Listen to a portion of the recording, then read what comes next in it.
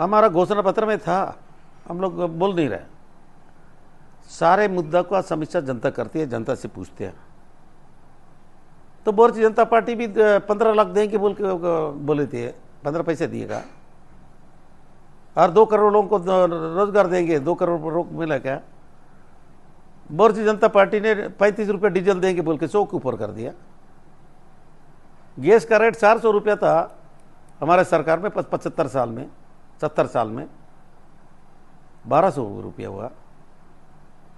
तो दारू बंद करना बोलने से हमारा मुख्यमंत्री विधानसभा के अंदर बोला दारू सामाजिक बुराई है, हम भी जानता है सामाजिक बुराई है, इसको होना चाहिए।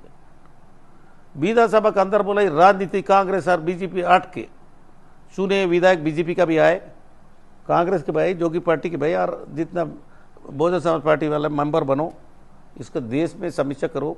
गुजरात जाओ, बिहार जाओ, सामाजिक आर्थिक पत्रकार व्यापारी सब मिलो, सब मिल के बंद करना है। मैं आबकारी मंत्री होकर 5 साल होने जा रहा है, मैं जहां भी जाता हूं मेरे को एप्लीकेशन मिलता है दारू दुकान खोलो, बंद करना, एक भी एप्लीकेशन नहीं आया।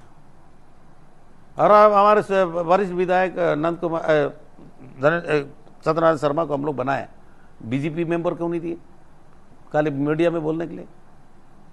ये बीजेपी मुंह में है कि दारू बंद करना है, चौक से नुकसान होगा, ये कभी नहीं होगा। क्योंकि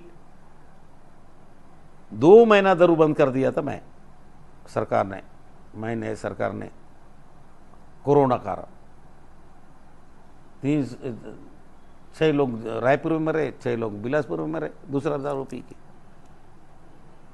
बिहार में दारू बंद है, आपका कहने का मतलब बिहार में दारू बंद है, 400 लोग आदिवासी लोग अंदर है, गरीब लोग।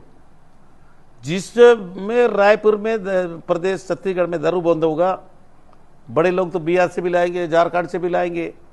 अब गुजरात में जाके देखो, घर पहुंच से दारू मिल रहा है।